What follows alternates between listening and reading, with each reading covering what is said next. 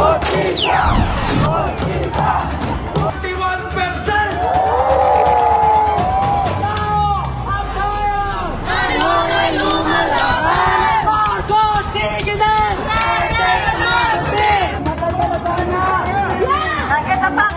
here kasi nagpoprotesta kami sa mga pangyayaring korupsyon at saka mga kabalbalan sa Pilipinas. So, it's our way also to support INC. Hindi ko alam kung saan sila grupo, pero yung naratibo nila, yung tipo BBM resign. Yung naratibo nila ay maleta. Yung naratibo nila magnanakaw. So, at sinabihan ako na pangit. Sabi at sinungaling. So, nung sinabi nilang pangit daw ako, feeling ko sila yung sinungaling. Hindi lang sa EDSA may protesta. Si Palace Press Officer Yuse Claire Castro hinaras ng mga rallyista sa Canada.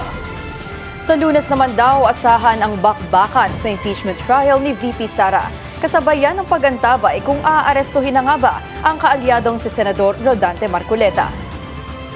Magandang gabi, ako si George Cahiles. Ako naman si Ivy Reyes. Napapanood tayo sa Free TV, Channel 31 at sa Sky Direct. Simulan na natin ang Agenda Weekend.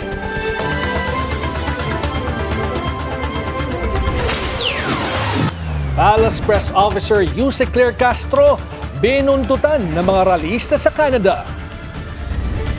Bakbakan ng prosekusyon at depensa asahan daw sa impeachment trial laban kay VP Sara. Kontrobersyal na BIR box, isa sa uli raw sa House Prosecution Team. Eki sa protective custody, puganteng si Senador Bato de la Rosa, di raw kakanlungin ng Senado kung sumipot sa paglilitis.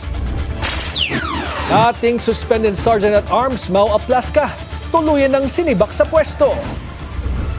At finally, Taylor Swift at Travis Kelce, kasal na.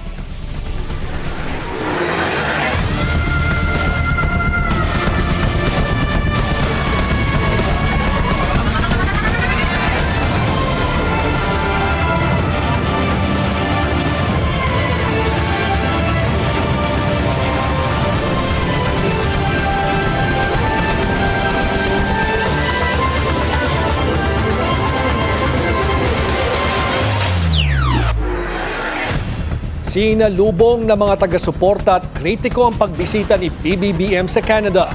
Sa kabila ng mga nilagdaang kasunduan, di raw sila sang-ayon sa mga pinaiiral ng administrasyon. Narito ang Agenda Weekend Report ni Canada Correspondent Rowena Papasit. Habang naghihintay sa pagdating ng Pangulong Bongbong Marcos Jr., ang mahigit na 600 Filipino-Canadians sa Fairmont Waterfront Hotel sa Vancouver, hindi naman nagpahuli ang dalawang magkahiwalay na grupo ng mga protesters na tutol sa pagbisita ni PBBM sa Canada. Ang mga activist groups sa gawing kanan ng kalye, and here we are protesting outside the location to show him that he is not welcome. And this is one of our many protests that we've had in the last few days because, you know, we still find it important to show the people and Marcos and everyone in there that he is the #1 corrupt person. He is the #1, attacker of the people. at sa harap naman ng hotel ang mga Duterte supporters na miyembro ng Maisog Vancouver. Hindi raw sila naniniwalang magiging patas ang pagdinig sa kasong isinampa laban kay Senator Rodante Marcoleta. We're here kasi nagpoprotesta kami sa mga pangyayaring korupsyon at saka mga kabalbalan sa Pilipinas. So, it's our way also to support INC. Kasi naniniwala kami na ang gobyerno ngayon, kung sino nagsasabi ng totoo, yun ang kinukulong. Yung mga may kasalanan, libre. So, we're here to protest. Enough is enough. Hindi naman nagpahuli ang mga Marcos supporters na pumwesto sa mismong harap ng hotel. I came here to support our very own president and we're so proud of him because he really deserves to be our president and he deserves our respect, our support and everything. That's why we're here. Hindi lang para suportahan, ipinapakita po namin ang pagmamahal at respeto kay BBM. Bilang presidente ng Pilipinas, kailangan natin siyang suportahan. At respect at all times. Bagamat maingay ang mga protesta sa labas, naging mainit naman ang pagtanggap kay PBBM ng Filipino-Canadians na dumalo sa pagtitipon. Nagpasalamat si PBBM sa mga Filipino-Canadians dahil anya sa mataas na pagtingin sa kanila dito sa Canada. Ibinalita niya na inilapit na niya mismo kay Canadian Prime Minister Mark Carney na kailangang bigyan prioridad ng Canada ang pagkilala sa credentials ng mga Pilipinong dito na naninirahan. The recognition of your professional licenses and credentials is of utmost importance. Nabanggit ko po ito sa Prime Minister. Practitioners are required to hold the appropriate license of certification in accordance with Canadian standards. That's why our officials continue to engage with the Canadian government to help make information, support, and process more accessible to Filipino nurses and other professionals. Sa harap nito, hinikayat rin ni PBBM ang mga Pilipino na tiyaking kaya nilang sabayan ang mabilis na pagbabago sa teknolohiya. Umaasa din ang Philippines-Canada Trade Council na malaki ang maitutulong ng naging pagbisita ng Pangulong BBM sa mga Pilipino. He also reiterated the needs of the Filipino community, especially the entrepreneurs and the professionals who are working here in Canada. So hopefully all the best is coming soon. Naging masaya ang maikling program na tinampukan ng singers na sina Joey Albert at Florante. Nakatakdang bumalik sa Pilipinas ang Pangulo bukas matapos ang 4-day official visit sa Canada. Para sa Agenda Weekend, Rowena Papasin, Billionaire News Channel, Vancouver. Nagpasaklolo si Palace Press Officer Yuse Claire Castro sa mga pulis sa Vancouver, Canada matapos sundan ng ilang Pinoy. Wala raw siyang problema sa mga relihista pero idaan daw sana sa tamang paraan. Foreign ministers to draw a plan of action. Hindi lang si Pangulong Bongbong Marcos ang sinalubong ng protesta, pati si Palace Press Officer and Undersecretary Claire Castro sinundan ng mga relihista sa Vancouver, Canada. Sa isang online video, kita ang paglapit ni Castro at ni Presidential Communications Office Anti-Fake News Desk Head Robertson Ramirez sa mga otoridad. Shame on you, Claire, anti-Claire! Shame on you, anti-Claire, anti-Claire! Right, baby! What a right, baby! Please bring the money to the Filipino people. We have a big flood control project. Ilang segundo pa, humarang ang isang police officer sa pagitan ni Castro at ng mga relihista, pero lumapit pa rin ang mga ito. Feel free to say whatever you think. She lies! No, we're not harassing! She lies! We're not harassing! Oh, come on, harassing? Look what you did in the Philippines. No, we are not violent. Ang pangit mo! Hindi nagsalita si Castro sa harap ng mga Pilipino nagpoprotesta at sa huli ay iniskorta ng mga pulis palayo sa mga relihistang pinagmumura pa ang Palace Press Officer. Kwento ni Castro sa Philippine media, gagawa sana sila ng video content ni Ramirez nang lapitan sila ng isang Pinoy at sinigawan ng tell your president to resign. So, kinuyog na kami, samantalang kung tutuusin, kami nagtatrabaho. Hindi kami nagbabakasyon dito. We're just doing our job. Hindi ko alam kung saan sila grupo, pero yung naratibo nila, yung tipo BBM resign. Yung naratibo nila ay maleta. Yung naratibo nila magnanakaw. So, at sinabihan ako na pangit. Sabi at sinungaling. So, nung sinabi nilang pangit daw ako, feeling ko sila yung sinungaling. May freedom of expression naman daw, pero hindi raw ganito ang ugali ng mga Pilipino na mistulang sanay sa karahasan ng kanilang iniidolo. Dahil dalawa lang daw sila ni Ramirez, inamin ni Castro na natakot siya dahil hindi nila alam kung mananakit ang mga relihista. Kaya rin daw siya nagpasaklolo sa mga pulis ay dahil sinusundan sila ng mga ito. As of 6 p.m. in Vancouver, 9 a.m. dito sa Pilipinas ngayong araw, tuloy-tuloy pa rin ang kilos protesta laban sa official visit ni Pangulong Bongbong Marcos. Ayon sa Malacanang, lahat naman daw siguro ng Pangulo ay sanay sa mga pagkilos. Pero, ang tanong na lang natin, yung kanila bang sinisigaw ay may katotohanan? Ang kanila bang sinisigaw ay mayroong basihan?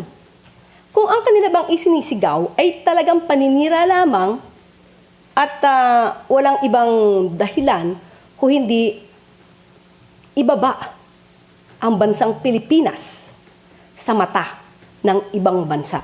Panawagan ng palasyo sa mga relihista, huwag sirain ang Pilipinas. At kung may ebidensya naman daw silang sumusuporta sa kanilang mga panawagan, malaya raw ang mga itong lumapit sa kinauukulan at magsampa ng kaso laban sa presidente. Bagaman may freedom of expression, sa ngayon lahat daw ng ibinabato sa presidente ay pawang ingay lamang hanggat walang pruwebang inilalabas ang mga relihista. Kumpiyansa ang Office of the Ombudsman na mako-convict si Senador Rodante Marcoleta at 3 iba pa sa kasong plunder. Kabilang sa mga ipinunto nito ang umano'y kahina-hinalang deeds of donation at pagbabayad ng donors' taxes sa senatorial campaign ni Marcoleta. Ang detalye sa Agenda Weekend Report ni Almar Acol. Inilatag ng Office of the Ombudsman ang mga hawak nilang mga ebidensya, kaya kumpiyansa silang makukonvict sa kasong plunder sina Senador Rodante Marcoleta at private respondents na sina dating Congressman Mike Defensor, Joseph Espiritu at Aristotol Viray. Sa 37 pahinang complaint ng Field Investigation Bureau ng Office of the Deputy Ombudsman for Luzon na inihain sa Sandigan Bayan, kabilang sa tinukoy ang deeds of donation na nakapagtatakang isinagawa sa iisang notary public sa opisina ng Senador na Marcoleta, Julian Reyes and Villis Law Offices sa Pasig City noong January 2025. Makikita niyang kaparehong format, contents, maliban lamang sa magkakaibang halaga na 30 million pesos mula kay dating anak kalusugan Representative Defensor, 25 million pesos kay Viray at 20 million pesos na donasyon mula kay Espiritu para sa senatorial bid ni Marcoleta, habang ang pagnotaryo sinagawa naman noong November 15, 2025. Ang pagbabayad ng donors' taxes ginawa naman noong December 2025 bago naghain ng kanyang omnibus motion si Marcoleta sa COMELEC kung saan pinasasagot siya sa zero declaration sa kanyang Statement of Contributions and Expenditure. Ayon pa sa reklamo sa Anti-Graft Court, naging aktibo umano sa scheme si Marcoleta kung saan dito na inilutang ng ombudsman ang pag-iral umano ng conspiracy. Sa isyu naman ng elemento ng ill-gotten wealth ni Marcoleta, yan ang pagtanggap ng cash donations ng January 6, January 8 at January 9, 2025 ng kabuang 75 million pesos mula kina Defensor, Espiritu at Viray habang siya ay isa pang incumbent congressman. Hindi tinanggap ng ombudsman ang depensa ni Marcoleta at sinabi sa kanilang konklusyon na ang mga donor ay para umano makakuha ng impluensya, access, endorsement at koneksyon sa hinaharap. Sa pahayag naman ni Marcoleta na ang filing niya ng donors tax return sa BIR ay nagpapakita na wala siyang itinatago. Binara ito ng ombudsman sa pagsasabing ginawa lamang ito ng senador matapos na ang pag-amin nito sa TV broadcast noong November 7, 2025. Kinalkal din ng ombudsman ang position paper ni Marcoleta sa COMELEC na magkaiba umano sa counter affidavit na inihain naman sa kanila. Bit pa ng ombudsman, ang pagtatago sa pagtanggap ng serye ng monetary gifts ay pagsasamantala umano ni Marcoleta sa kanyang posisyon kung saan malinaw nilang na-establisa ang crime of plunder at paglabag sa Presidential Decree No. 46. Para sa Agenda Weekend, Elmar Acol, Billionaire News Channel. Dahil umano sa sariling bibig kaya nahaharap sa kasong plunder si Senador Rodante Marcoleta, handa naman kaya ang Senado sakaling humantong ang kaso sa pag-aresto? Alamin sa Agenda Weekend Report ni Dexter Ganibe ng Abante. Posible raw mauwi sa reverse trial ang kasong plunder laban kay Senador Rodante Marcoleta. Yan ang nakikita ni Senator Panfilo Lacson kung matutuloy sa full-blown trial ang kaso na isinampa ng ombudsman sa Sandigan Bayan. Reverse trial ang tawag sa legal procedure kung saan ang akusado ang siyang unang maghaharap ng ebidensya matapos ang pag-amin sa mga isinasakdal laban sa kanya. Sabi ni Senator Lacson, posibleng manood na lang ang mga piskal habang mismong si Marcoleta ang makikipagtalo laban sa ebidensyang siya rin ang naglatag. Mistula raw kasing gumawa si Marcoleta ng isang admission against interest sa telebisyon nang aminin niya na tumanggap siya ng mga cash donation para sa kanyang kampanya sa pagkasenador habang nagsisilbi bilang kongresista, ngunit hindi niya ito idineklara sa kanyang Statement of Contributions and Expenditures sa SOSE. Una nang tinawag ni Senate Minority Leader Alan Peter Cayetano na nonsense at sadyang pananakot sa mga bumabatiko sa gobyerno ang isinampang plunder case laban kay Marcoleta. Malinaw niya itong panggigipit at injustice dahil magsisilbi umano itong babala sa lahat ng tutuligsa sa gobyerno. Sabi pa ni Cayetano, inaasahan na niya at ng mga kaalyadong senador sa minorya tulad ni na Senator Rodante Marcoleta, Jinggoy Estrada at Ronald Bato de la Rosa na makaranas sila ng panggigipit. Matapos isiwalat na ang tunay na mastermind sa katiwalian sa flood control projects ay sina dating House Speaker Martin Romualdez at dating Congressman Zaldico. Tumanggi namang magkomento si Senate President Win Gatchalian sa kasong kinakaharap ni Marcoleta. Pero pinaghahandaan niya ng Senado ang lahat ng senaryo sakaling humantong sa pagpapaaresto ang kaso ni Marcoleta. Itong mga nakaraang araw, may mga rallies rin na nangyari, so pinaghandaan rin natin yan. So lahat ng senaryo pinaghahandaan naman at yung ating Sergeant at Arms ay mayroon ng mga action plan sa bawat senaryo. So, sabi ni SP Gatchalian, may pagkakataon pa naman si Marcoleta na maghain ng kanyang depensa sa kaso niya sa Sandigan Bayan. Para sa Agenda Weekend, Dexter Ganibe, Abante. Pinalagan ni Tingog Party List Representative Jude Asidre ang sinisigaw ng Iglesia ni Cristo na selective justice umano ang pinapaira ng gobyerno. Kasunod yan ng 3 araw na kilos protesta ng grupo bilang pagsuporta kay Senador Rodante Marcoleta. Kasi nakita naman natin lahat, we're given the chance to, there's the investigation in the Senate, there's investigation in being done by the Ombudsman. Alam niyo, there's nothing wrong with all this investigation. Pero sana kasi maisip natin that all of this investigation, they all serve to reinforce our institution. Suportado ng INC si Asidre noong 2022 elections kung saan nakuha ng Tingog ang 3 pwesto sa mga party list group. Sa kabila nito, sinabi ng kongresista sa programang Politico Talks ng Billionaire News Channel na demokrasya pa rin ang umiiral sa bansa.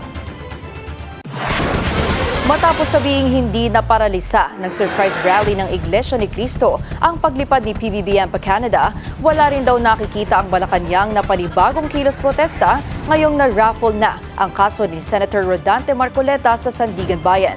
Ayon sa Malacanang, hindi madidiktahan ng investigating bodies ng sinuman, maging ang Pangulo. Hindi nasindak ang Malacanang sa 3 araw na rally ng Iglesia ni Cristo at wala rin daw silang nakikitang susunod dito dahil kung gano'n ang mangyayari, mistulang pagdidikta na ito ng grupo sa mga investigating body. Ayon sa palasyo, hindi pa man nagkakasa ng rally ang INC. Nauna na raw si Pangulong Bongbong Marcos na manawagan for accountability and transparency. Nanawagan din ng palasyo na huwag bigyang mali siya agad ang isinampang plunder case laban kay Senador Rodante Marcoleta dahil wala raw talagang kamay ang Pangulo rito. Bukod sa may separation of powers, iginagalang din daw ni PBBM ang korte. Walang pag-iimpluwensya, walang pambabraso, walang pang-pressure ang gagawin ng ehekutibo. Dahil ang ehekutibo at ang Pangulo ay ginagalang po ang desisyon ng korte. Buinaltahan din ng Malacanang ang sagot ni dating congressman at co-accused ng senador na si Mike Defensor na kung plunder daw na matatawag ang campaign donation nila para kay Marcoleta noong 2025, dapat pairali ng batas sa lahat ng tumakbo. Selective justice daw kasi ang nangyayari sa kanila, gayong 3 sa cabinet members ni PBBM ay campaign donors niya. Ilan dito ang top donor ng Pangulo na si Special Assistant to the President Antonio Lagdameo Jr. with a 247.23 million peso donation. Philippine Charity Sweepstakes Office General Manager Mel Robles with 30 million pesos at si Agriculture Secretary Francisco Tio Laurel Jr. na nag-donate din ng 30 billion pesos sa partido ng Pangulo noong eleksyon. Ang problema kasi kay Mike Defensor, mas gusto niya pang idiin ang kwento laban kay Senator Rodante Marcoleta. Iba naman po ang sitwasyon ni Senator Rodante Marcoleta. At that time, siya ay congressman. At inamin niya sa kanyang programa na ayaw ipaalam ang identity ng mga donors. Sabi nga niya ay marami sila. Kumpleto raw na inireport ni PBBM sa kanyang Statement of Contributions and Expenditures sa mga ito, kaya hindi raw pwedeng ihilan tulad ni Defensor kay Marcoleta ang presidente. Dati naman ang itinanggi ni Laurel na naitalaga siya sa ahensya bilang utang na loob ng Pangulo sa kanyang campaign donation. Samantala, sa pagsisimula ng impeachment trial ni VP Sara sa July 6, muling iminungkahi ng Malacanang na maganda sana kung maipapakita ng kampo ni Duterte sa buong mundo na talagang malinis ang pangalawang Pangulo. Kung dadalo sa Lunes at sa succeeding trial dates ang bise, ito raw ang pagtingin ng Malacanang. Noon naman po niya sinabi na she wants bloodbath. At dito mapapakita ano ang kakayanan ng Vice Presidente upang sumagot sa mga katanungan or para harapin ang kanyang mga witnesses. Hininga natin ang komento si Defensor sa tanong ng palasyo tungkol sa timing ng pagbabayad nito ng donor's tax. Tanong kasi ng Malacanang, ibinayaran ba ito bago o pagkatapos magkabukingan? Sa ngayon, wala pang tugon si Defensor sa ating mga mensahe.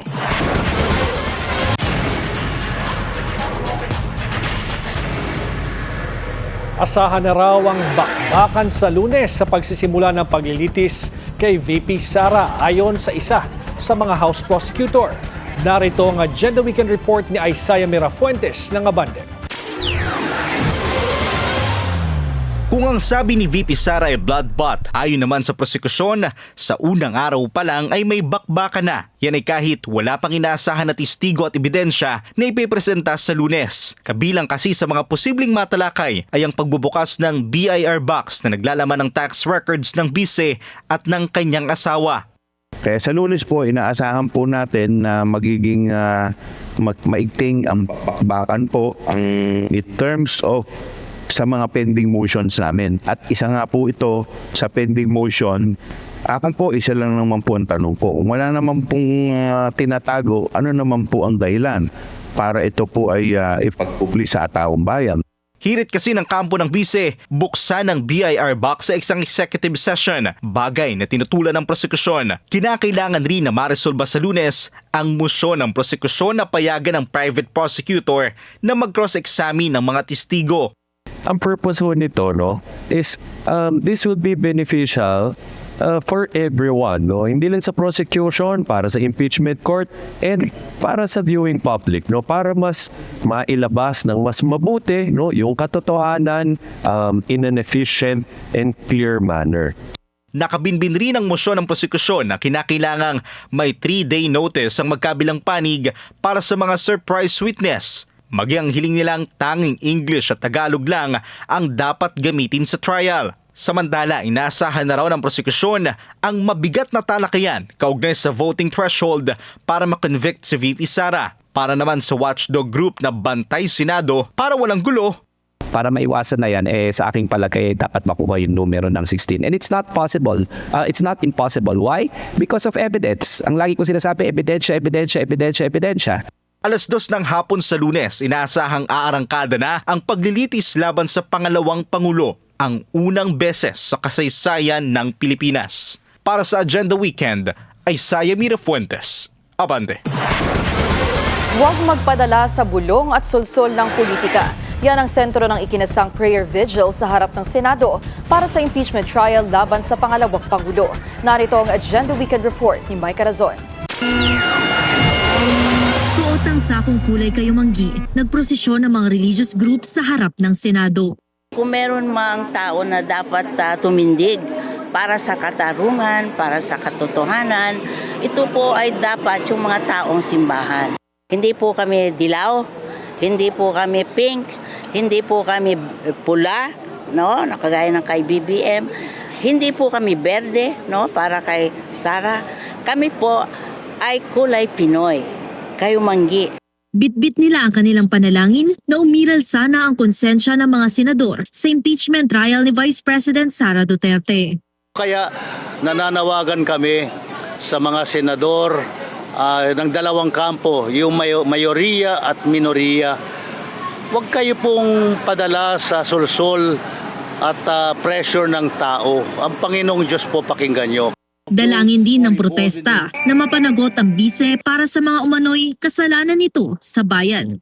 Kaibigan ko po yung yumao ng Father Pix Picardal. Minonitor niya ang mga ginawang katiwalian at karahasan ng mga Duterte sa Davao. Sangkot si Sara Duterte sa Davao Death Squad. Pumapatay po rin siya. Kinatangkilik niya yung pagpatay ng kanyang ama. Gusto niyo maging presidente ang isang anak ng mamamatay tao. Nagsagawa naman ng exorcism sa bisinidad ng Senado ang mga kaparian sa paniniwalang napapaligiran ito ng masamang espiritu. Naway lumiwanag muli ang Senado, mapawi ang espiritu ng kasinungalingan upang ang manaig sa impeachment ay ang katotohanan. Sa Sa prayer rally na ito for justice, truth, and accountability, magiging sapat kaya ang kanilang dasal tungo sa makatarungang impeachment trial? Para sa Agenda Weekend, Mai Carason, Billionaire News Channel.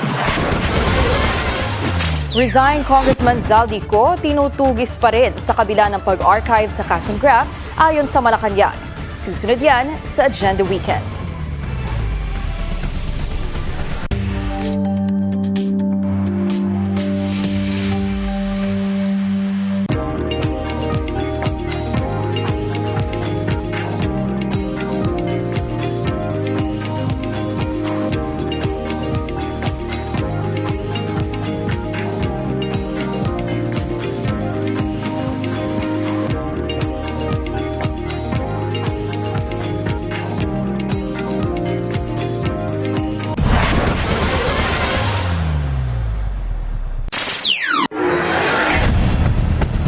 Hindi na matatapos ni dating Senate Sergeant at Arms Mau Aplasca ang 6 na buwang suspensyon dahil tuluyan na siyang sinibak sa serbisyo. Siya ang una nagpaputok sa Senado ng tangkaing arestuhin si Senador Bato de la Rosa. Ang detalye sa Agenda Weekend Report ni Andrea Salve. Tuluyan ng nasibak sa serbisyo si dating Senate Sergeant at Arms Mau Aplasca. Ito ang binunyag ni Ombudsman Jesus Crispin Rimulya sa kanyang radio program ngayong araw. Nung Monday, actually Monday yata pinirmahan ko na eh. Monday, Oo. Napirmahan ko na yung dismissal ni Mau Aplasca from the service. From the service. Ilalabas namin, i-ano namin ang decision. Yeah, i-reveal namin ang decision. This week. Why? Para makita ng tao. Kasi mahirap na magpaliwanag. Kung bakit, basta makita na lang nila. Basahin na. Mabasa, tama. Una na ring isinailalim sa preventive suspension ng Ombudsman si Aplasca kasunod ng nangyaring barilan sa Senado noong May 13. Kung saan inamin ng dating Senate Sergeant at Arms na siya ang nagpaputok ng warning shots laban sa mga ahente ng NBI. Sa gitna ito ng pananatili ni Senator Bato de la Rosa sa Senado na hinahabol ng mga otoridad dahil sa kanyang arrest warrant mula sa International Criminal Court matapos pangalan ng co-perpetrator ni dating Pangulong Rodrigo Duterte sa kasong Crimes Against Humanity. Sinisika pa ng Billionaire News Channel na makuha ang komento ni Aplasca pero hindi pa ito tumutugon sa ngayon. Para sa Agenda Weekend, Andrea Salve, Billionaire News Channel. Hindi raw magiging kanlungan ni Senador Ronald Bato de la Rosa ang Senado sakaling sumipot ang pugante sa impeachment trial ni VP Sara sa Lunes, July 6. Sa isang panayam, sinabi ni Senate President Sherwin Gatchalian na dahil may outstanding warrant laban sa senador at nakahanda mga otoridad na arestuhin siya, mahalagang respetuhin ng Senado ang batas at proseso. Ang kanyang pahayag taliwas sa naging pagkilos ni dating Senate President Alan Peter Cayetano na nagbigay ng protective custody kay De La Rosa na kalaunay tumakas din naman. Nahaharap ang senador sa arrest warrant mula sa International Criminal Court bilang co-perpetrator sa kasong Crimes Against Humanity ni dating Pangulong Rodrigo Duterte. Binatikos ng ilang personalidad ang 3-day protest ng Iglesia ni Cristo. Double standard din daw ang grupo sa pagpili ng susuportahang politiko. Yan ang Agenda Weekend Report ni Joash Malimban. Akusadong mga magnanakaw. Double standard para sa labor leader na si Leody de Guzman ang 3 araw na protesta ng Iglesia ni Cristo. Bagaman suportado raw niya ang panawagan ng transparency at accountability sa gobyerno, sinabi ni de Guzman na INC rin ang isa sa mga paulit-ulit na nag-e-endorse ng mga politiko na dawit sa mga kaso ng katiwalian. Ang history ng Iglesia ay nag-endorse ng mga korap na opisyal ng gobyerno. Parang inconsistent eh. May double standard na parang pagka sila, okay lang na endorse ang mga korap o yung mga member nila ay may kaso rin ng corruption, okay lang yan. Pero pagka iba, galit sila. Matatandaan nitong 2025 elections, kabilang sa mga inendorso ng religious group, ang mga kasalukuyang nakakulong na sina Senator Jinggoy Estrada at former Senator Bong Revilla. 2 opisyal na dating na ring nakasuhan at nakulong dahil sa corruption issues. Lahat halos na in-endorse na politiko ay puro akusadong mga magnanakaw. Mula kay Ferdinand Marcos Sr., kay Erot Estrada, kahit kay Gloria, si Rodrigo Duterte at ngayon si Bongbong Marcos mismo ay mga akusadong mga magnanakaw at mga senador katulad ni Bong Revilla at saka ni Jingo Estrada ay mga puro korap. Ganito rin ang saloobin ni San Beda University Graduate School of Law, Father Ranihilio Aquino. Sa isang social media post, sinabi ni Aquino na tila ginagamit umano ng Iglesia ni Cristo ang relihiyon para umastang kingmaker tuwing panahon ng eleksyon. Nawawalan anya ng kalayaang pumili ng sariling kandidatong susuportahan ang mga miyembro ng INC dahil kinakailangan pa nilang maghintay ng direktiba ng punong tagapangasiwa. Ani Aquino, exempted sa pagbabayad ng buwis ang mga simbahan basta nananatili itong non-partisan pagdating sa politika. Kaya paninindigan niya, inconsistent sa batas na patuloy na matamasan ng INC ang mga pribilehiyo ng religious organizations lalo na't nagsasagawaan niya ito ng block voting. Sa naging pagtatapos ng rally nitong Huwebes, nanindigan si INC spokesperson Edwil Zabala na katarungan at pagsunod sa batas ang kanilang panawagan. Una nang sinabi ng INC na pagsuporta kay Senador Rodante Marcoleta ang layunin ng ginawang kilos protesta na ngayon ay nahaharap na sa non-bailable plunder case kaugnay ng pagtanggap ng undeclared campaign contributions worth 75 million pesos. Loobin nawa ng Diyos na maghari ang tunay na katarungan sa ating minamahal na bansa at wag nawang magtagumpay ang sino mang bumabaluktot sa batas para lamang sa kanilang makasariling kapakanan kahit na ikapariwara ng ating bansa. Naniniwala naman si Caliodi na may malaking epekto ang nangyaring rally sa public at maging sa internal perception sa Iglesia ni Cristo pagdating sa mga i-endorso nitong politiko sa hinaharap. Malaki rin daw ang magiging epekto nito sa mga posibleng kaganapan sa 2028 elections, lalo na't minamataan niya ng INC na maging vice presidential candidate ni VP Sara si Marcoleta.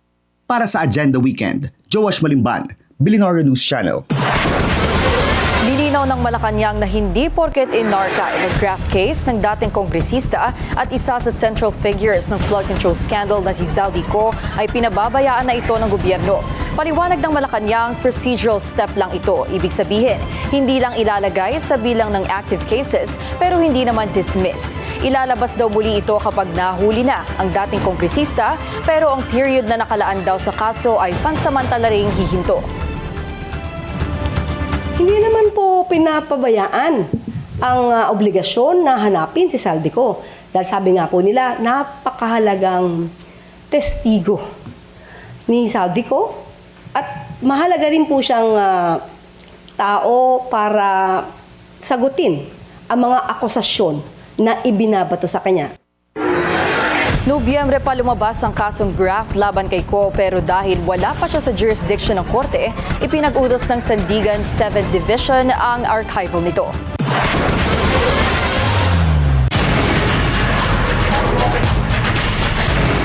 Grave abuse of discretion daw ang posibleng kaharapin ng Senate Impeachment Court sakaling magpasya itong buksan ang BIR box. Laman ang tax records ni VP Sara ayon kay Senador Ping Lacson.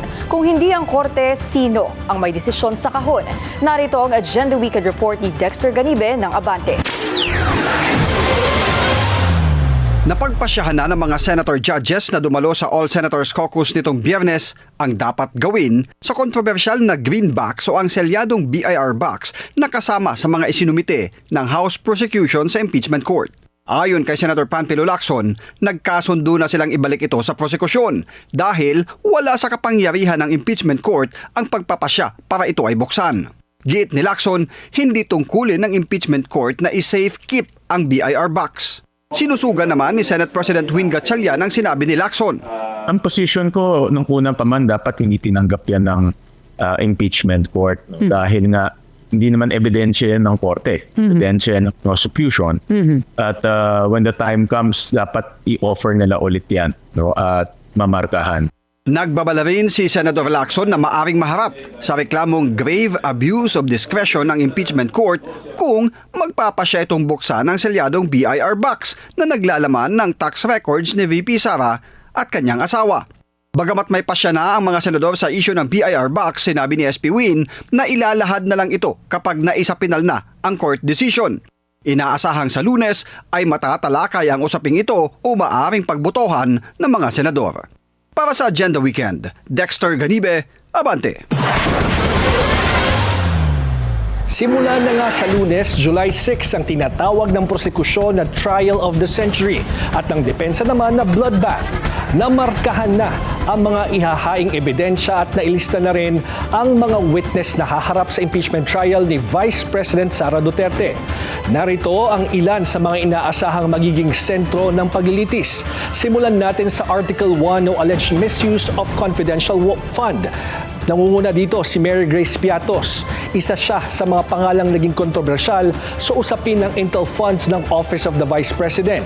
Isa siya sa mga di umano'y nakatanggap ng bahagi ng confidential fund pero naging usapin ng kanyang identity dahil ayon sa mga investigasyon, wala umanong record ng kanyang pangalan sa Philippine Statistics Authority. Kasama rin sa mga kinukwestyong pangalan sina Chippy McDonald, Fernando Tempura, Xiaomi Ocho at iba pa. Nariyan din si Ramil Madriaga na nagpakilalang dating bagman ni VP Sara. Bagamat paulit-ulit itong itinanggi ng kampo ng Vice Presidente, iginiit ni Madriaga na naghatid siya ng milyon-milyong piso at naging bahagi umano ng ilang operasyon na may kaugnayan sa OVP. Tetestigo rin ang mga opisyal ng Commission on Audit o COA. Sila ang naglabas sa mga notice of disallowance at iba pang findings kaugnay sa paggastos ng confidential at intelligence funds ng OVP. Sa Article 2 naman o usapin ng unexplained wealth, ilang mahalagang opisyal ng gobyerno ang maaring humarap. Kabilang dito si Ombudsman Boying Remulla para sa mga dokumentong may kaugnayan sa SALE ng Vice Presidente. Nasa listahan din si AMLAC Executive Director Ronel Buenaventura at ilang bank managers para sa bank transactions na naisuriin ng prosekusyon. Posible ring humarap ang mga opisyal ng Bureau of Internal Revenue kaugnay sa tax records na nasa loob ng kontrobersyal na Green Box. Sa Article 3 o alleged bribery, isa sa mga pangunahing witness si dating Education Undersecretary Gloria Humamil Mercado. Noong 2024, sinabi niya sa pagdinig sa Kamara na nakatanggap siya ng siyam na sobre na may tig 50,000 pesos na umano'y nagmula kay VP Sara nung kalihim pa ito ng DepEd. Ayon kay Humamil Mercado, napilitan din daw siya magbitiw matapos questionin ng ilang procurement transactions sa ahensya sa ilalim ng pamumuno ni Duterte. Itinanggi naman ng kampo ni Duterte ang kanyang aligasyon. Sa Article 4, kabilang sa mga inaasahang witness ang mga opisyal at empleyado ng National Bureau of Investigation o NBI. Sila ang inaasahang magpapatotoo sa authenticity ng kontrobersyal na video kung saan pinagbantaan umano ni VP Sara ang buhay ni Pangulong Bongbong Marcos, First Lady Liza Araneta Marcos at dating House Speaker Martin Romualdez.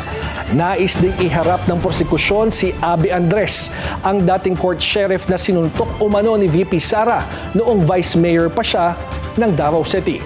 Sa kabuuan, nasa 57 witnesses ang nakalista para sa prosecution at mahigit 90 naman para sa defense. Papayagan din daw ang surprise witness basta't mabibigyan ng 3 araw na abiso ang magkabilang panig at ang impeachment court. Nakatakdang tumagal ng 92 trial days ang paglilitis at gaganapin ito 3 beses sa isang linggo. Kung masusunod ang schedule, ay aabutin ng 7 hanggang 8 buwan ang paglilitis. Kaya sa mga susunod na buwan, kailangang abangan ang bawat testigong haharap sa impeachment court dahil posibleng sila ang magbibigay ng sagot sa pinakamahalagang tanong ngayon. May pananagutan ba si VP Sara o wala?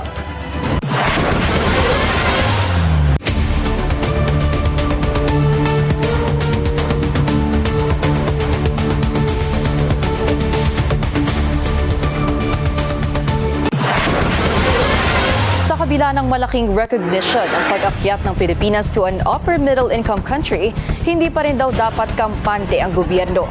Ito ang sagot ng palasyo sa kritisismo ng think tank na Ibon Foundation na hindi raw sumasalamin ang milestone na ito sa araw-araw na buhay ng mga Pilipino. Ito naman po ay hindi ibig naman sabihin na ang bawat Pilipino ay nasa ganun ng level na hindi na magkakaroon ng financial challenge. Alam po natin sa ngayon na marami pa rin po mga kababayan natin ang kinakailangan ang tulong. Kinakailangan na magkaroon ng magandang trabaho at doon po pumapasok yung intervention ng administrasyon. Hindi pa raw finish line ng Anilay achievement ng Pilipinas. Tamang o tanging indikasyon lang na malakas ang ekonomiya ng bansa at makatutulong sa job generation at pagpasok ng foreign investors. Ito po yung ibig sabihin nito, na tayo po ay nagsusumikap na gumanda ang ekonomiya. Mas siguro, gaganda pa to kung walang mga obstructionist na ang purpose lamang ay manira at sirain ang Pangulo at ang administrasyon. Giit naman ni Ibon Foundation Executive Director Sonny Africa, hindi ang World Bank ang pinakamagandang batayan ng development. Simula pa lang daw kasi noon ay kontra na ito sa state-directed industrialization, bagay na ikanaunlad ng ating mga karatig bansa gaya ng China, Malaysia at Thailand. Nagsimula ng magpaalam sa hanay ng militar si AFP Chief of Staff General Romeo Bronner Jr. halos 2 linggo bago iwan ang tropa na 3 taon niyang pinamunuan. Yan ang Agenda Weekend Report ni Laid Cabagani. Nagpaalam na sa mga sundalo ng Northern Luzon Command o NOLCOM si AFP Chief of Staff General Romeo Bronner Jr. bilang bahagi ng kanyang farewell visits bago ang nakatakdang pagre-retiro sa July 21. Sa pagbisita niya sa Camp Serviliano Aquino sa Tarlac City, binigyan ni Bronner ng parangal ang mga natatanging opisyal at sundalo ng NOLCOM bilang pagkilala sa kanilang serbisyo at dedikasyon. Si Pangulong Ferdinand Bongbong Marcos Jr. ang magpapasya kung sino ang itatalaga nito bilang susunod na AFP Chief of Staff. Si Bronner ang kauna-unahang AFP Chief na makakakumpleto ng 3 taong fixed term matapos maisabatas ang Republic Act 11939. Nauna nang sinabi ni Defense Secretary Gilberto Teodoro Jr. na mahalagang maipagpatuloy ng susunod na AFP Chief of Staff ang reforma at legasiyang sinimula ni Bronner. Tumanggi naman ang kalihim na magdetalye kung may mga pangalan siyang inirekomenda kay PBBM bilang successor ni Bronner. Itong proseso na to ay between the President and the SLD. Privilege nito, no, for actually pwede yung mahirap yung standard na inakita General Bronner na pamataas, whether sa local at sa international at sa overall management joint supports ng AFP. Katulong po sa reforms na kinakailangan gawin. Kabilang sa mga posibleng pumalit kay Bronner, sina AFP Acting Vice Chief of Staff Lieutenant General Romel Roldan, Philippine Army Chief Lieutenant General Antonio Navarrete, Philippine Air Force Chief Lieutenant General Arthur Gadura at Philippine Navy Flag Officer in Command Vice Admiral Josema Ambrosio Ezbaleta. Inaasahan naman na ikokonsidera ni Pangulong Marcos ang factors sa pagpili ng susunod na AFP Chief of Staff. Ang pagpapatuloy ng Comprehensive Archipelagic Defense Concept, karanasan sa joint operations, pamumuno sa AFP Modernization Program, pakikipag-ugnayan sa mga defense partners tulad ng United States, Japan at Australia, at ang kakayahang makapagserbisyo ng buong fixed term sa ilalim ng AFP Leadership Law. Para sa Agenda Weekend, Laid Cabagani, Billionaire News Channel. The fire still burns from FIFA to FIBA. Habang umaabante ang Portugal sa FIFA World Cup sa pangunguna ng football great na si Cristiano Ronaldo, nagpakita rin ng walang sawang suporta ang mga Pinoy para sa gilas sa FIBA. Narito ang Agenda Weekend Report ni Avia Zunich. Cristiano Ronaldo and Portugal's World Cup dream lives. After a 2-1 win versus Croatia in a blockbuster round of 16 showdown versus Spain. This marked a new milestone for the 41-year-old Portuguese captain. He is the oldest player to score in a World Cup knockout.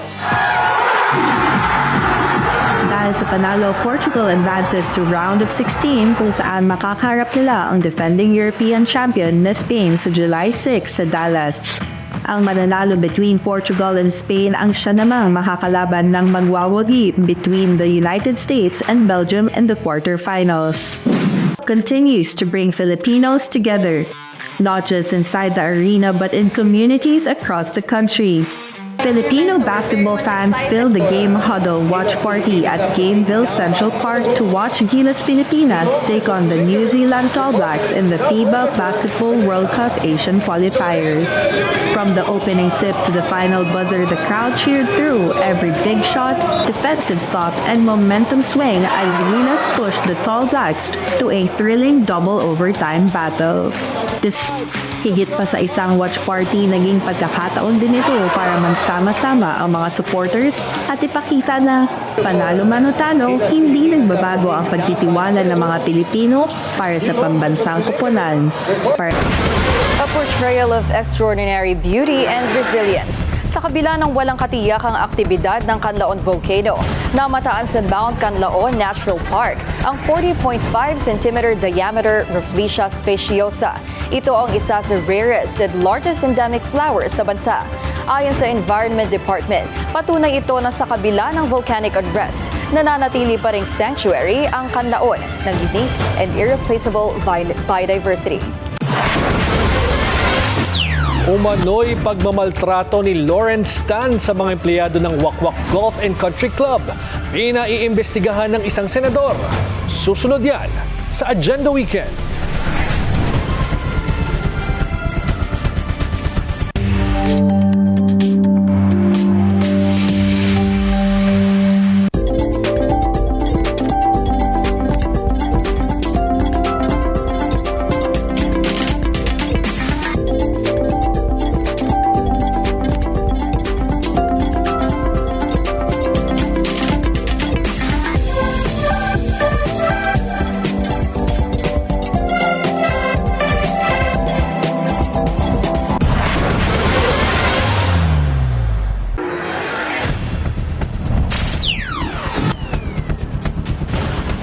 Hinimok ni Senator J.V. Ejercito ang board ng Wakwak Golf and Country Club na umaksyon laban sa club vice president na si Lawrence Tan.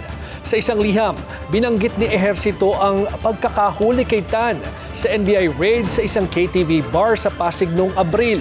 Naharap si Tan sa reklamong use of trafficked persons, kaugnay ng nasabing operasyon. Bilang dating club president, hiniling din ni Ejercito na imbestigahan ng umano'y pananakot at pagmamaltrato ni Tan sa mga caddy at empleyado. Git niya, dapat mapanatili ang integridad ng Wakwak Golf and Country Club. Umalma ang mga medical professionals sa pahayag ni Executive Secretary Ralph Recto na mas nakikinabang daw ang mahihirap sa PhilHealth. Naghuhugas kamay lang daw ang gobyerno sa kakulangan ng pondo ng state insurer. Narito ang Agenda Weekend Report ni Pierre Pastor. Iprinisinta ng grupo ng health professionals, medical organizations at societies ang isang open letter para kay Executive Secretary Ralph Recto. Tugon daw ito sa sinabi ni Recto na panalo ang mga indigent o indirect contributors ng PhilHealth dahil wala silang binabayaran pero nakakukuha ng higit na benepisyo. Dahil dito, nag-propose siya na dapat dagdagan ang mga benepisyo ng direct contributors. Sa sulat isinaad ng medical societies na ang medical professionals ay naninindigan para sa kapakanan ng lahat. At hindi raw intensyon ng Universal Healthcare Act na maglagay ng dibisyon sa mga Pilipino. Kinikilala raw ng batas ang kontribusyon ng mga nagtatrabaho habang binibigyan ng prioridad ang mga hindi makabayad.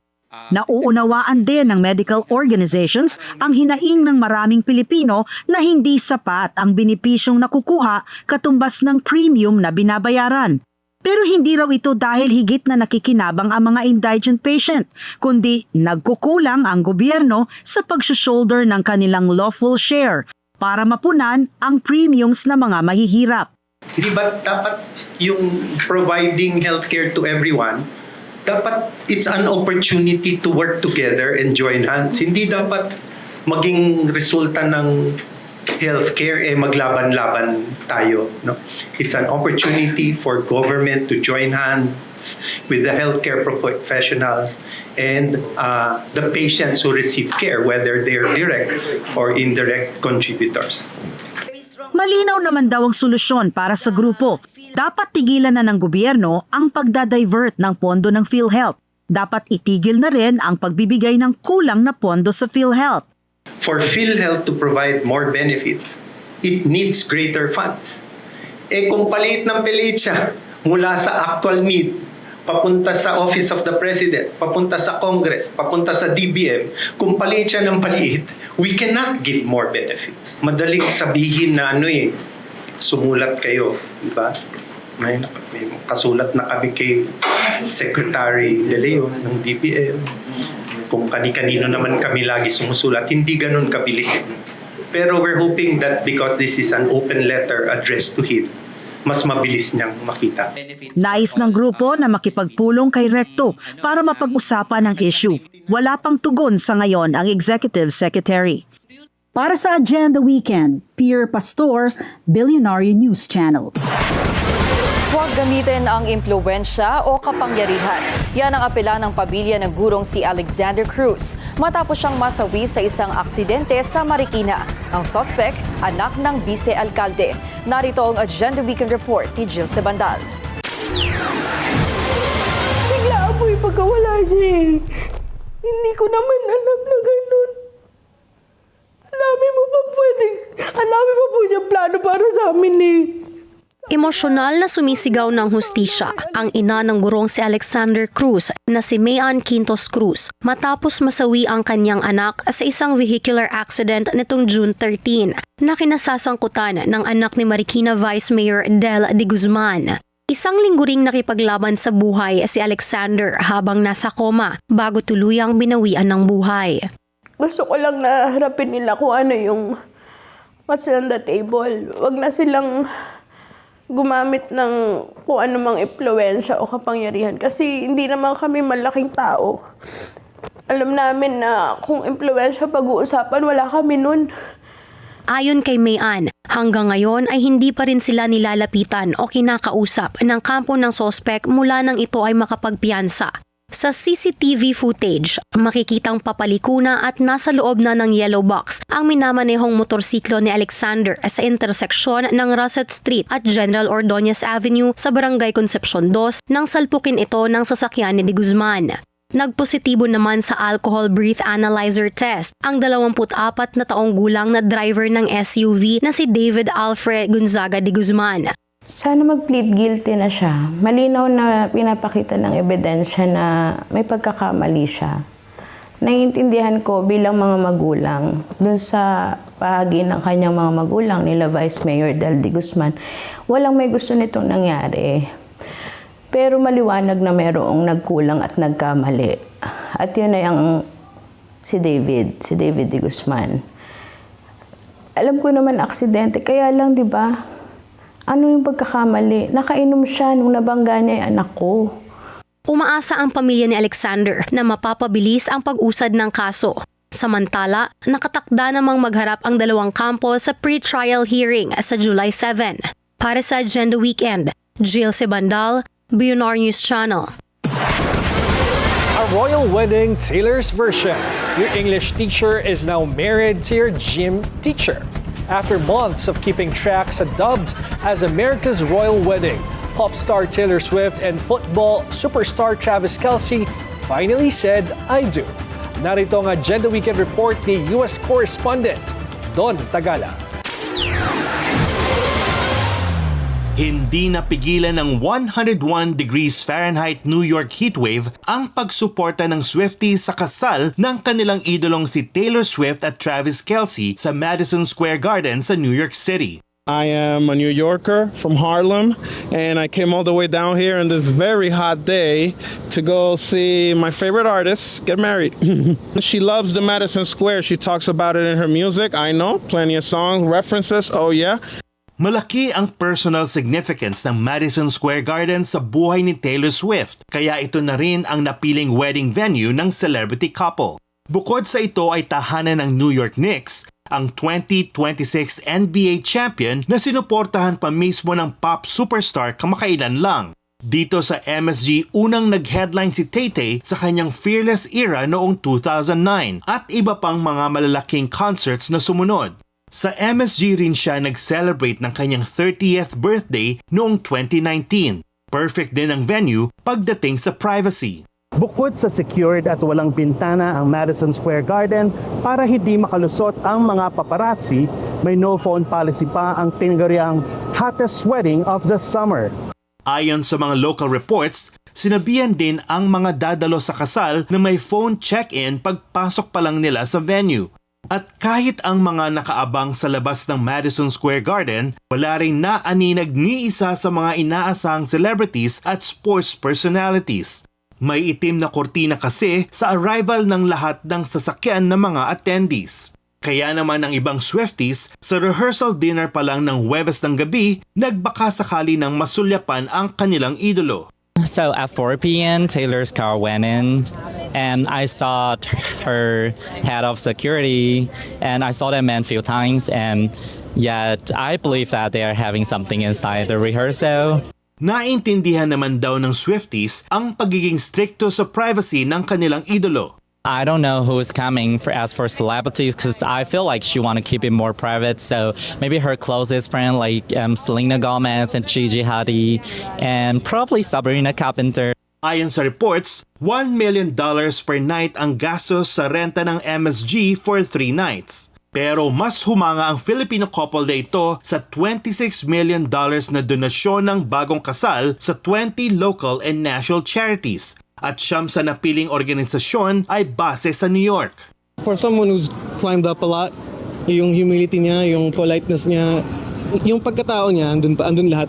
I just love the idea that she maintains a really good relationship with her fans. Because not everybody has that relationship with their fans. Sa pagtatapos ng most anticipated wedding ng summer of 2026, ang tanong naman ng fans, saan ang honeymoon? Ayon sa mga local reports, mahigpit at pribado ang detalye ng kanilang honeymoon at may pinirmahan pang NDA ang lahat ng involved dito sa sinasabing 3-week multi-continent adventure, luxurious, romantic at unique na honeymoon. Para sa Agenda Weekend, Don Tagala, Billionaire News Channel, New York. Filipino tennis star Alex Ayala met Britain's Princess Catherine at the 2026 Wimbledon in London. Shinare ni Ayala sa social media ang larawan nila kasama ang kapwa player na si Zeynep Sonmez. Her caption read, "So honored to have grabbed a pic with Her Royal Highness." And Ivy, kung hindi ako nagkakamali, mamaya ang laban ni Alex Ayala with Iga Swiatek. Good luck, Alex. We're rooting for her. Yes, sunod-sunod na good news. Congratulations, Taylor Swift and Travis Kelce. 3 weeks na honeymoon, diba? Yung multi-continent well, kung ikaw naman si honeymoon. Taylor Swift, diba? Parang kaya mong bilhin. Kaya mong pumunta kahit saan. Anywhere in the world. At yan ang ating Agenda Weekend ngayong Sabado. O para sa mga karagdagang balita, bisitahin ang aming official website, bnc.ph. Ako si Ivy Reyes. At ako si George Cahiles. Sa bawat issue may anggulo at ang balita, may agenda.